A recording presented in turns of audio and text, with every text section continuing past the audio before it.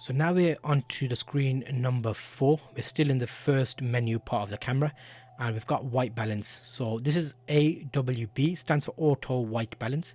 This automatically gives you a starting point. With my photos, I would take them in auto, I don't mind. When you're editing them, I can always add things to them if I want to edit them.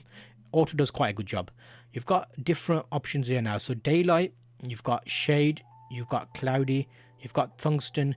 These two are quite good because if you've got lights like the old style light bulbs, you can put this mode on, which makes that orange tinge go away a little bit, so it looks a little bit more like a day balanced light.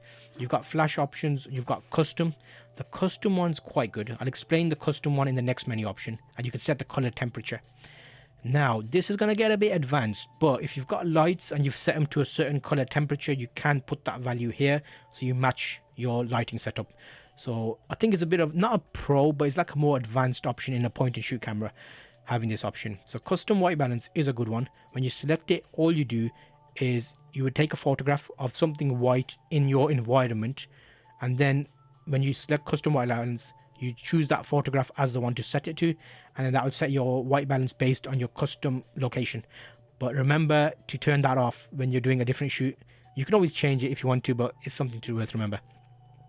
White balance correction, okay, this one, even in their guide, I've searched for it and it says on page 58 there's some information there, but it's not, so I'm not too sure why I would use this, because you can actually add a little bit of a tinge on your photographs for a certain color, but I don't see a use for that, so I'm not too keen on it. I will put the guide in the description so you can look at it yourself and get Canon's non-existent information about it, or you might find it. I looked quite hard, but it wasn't there. Okay, picture style standard. So again here, this adds a little bit of effect on it. I always shoot in standard. You've got portrait, landscape, fine. These kind of give you a bit of extra depth in your photographs. So if you're doing a portrait shot, you've got like a nice smooth, slightly smooth skin view. Landscape will give a bit extra pop to your different contrasts and give you a bit of a faithful look. Fine detail, neutral, and you can do, yeah, it's basically, have a look at those. That's, it says what it is on the tin. And number 5, ooh, here we go, this is where it gets exciting. Autofocus method, AF method. Now if you select that, you can do a single point or you can do face tracking. It's contrast based face tracking, so it's not eye focusing or anything like that. It's not fancy, but it's still okay, it does well. Then we're going to look at safety, MF, manual focus. You can turn that on or off. I'll leave it on. Image stabilization settings. So this is interesting. I've done a full video about the 3 stabilizations and showing you examples vlogging, so you can check that out. But ISO mode on, I normally always keep it on standard. You can put it on low, but you get a bit of introducer's shake basically when you're walking. High will crop in a little bit, so you get a tighter look. But if you've got a tripod or something like a mini tripod, then you'll be fine. See how I that needs skill, that does. Okay, so you go image stabilization done, standard mode. Let's go back, auto level. I enable this. This is basically when you put it on camera, it will automatically keep your horizon level, so it's like a nice little feature. Digital zoom. Now I turn digital zoom off because I don't want the image to be degraded by me zooming in too far digitally. I've kept optical zoom on, and you'll be familiar with this camera. It does like equivalent of 24 to 100 millimeters, so it's a nice reach, and you've got like a bit of a focus on. HDMI info display. If you're live streaming, which is what I'm doing right now, you'll see there I've got it in the on mode, so that is on full HD, and that gives you that view of menu 5. And now 6, movie servo autofocus. You've got a couple of options. You can smoothly autofocus, or it can be responsive where it's like snappy, or you can turn it off. I keep it on smooth, so it's a slow transition, so it's not jerky basically when it focuses on your face. Okay, and slow shutter, auto slow shutter, I don't really use it. So automatically record brighter movies when dark. I'm not a big fan of that, but record movies with smooth subject movement when dark. So it's kind of giving you an additional option to help in slow shutter speeds and lighter and brighter situations. So yeah, it's there for you if you're thinking about it. So again, we are talking G7 Mark III. So there will be some things in this menu that you don't see in others. Luckily, well done, congratulations. We have gone through the first menu. We're on to menu number 2 now.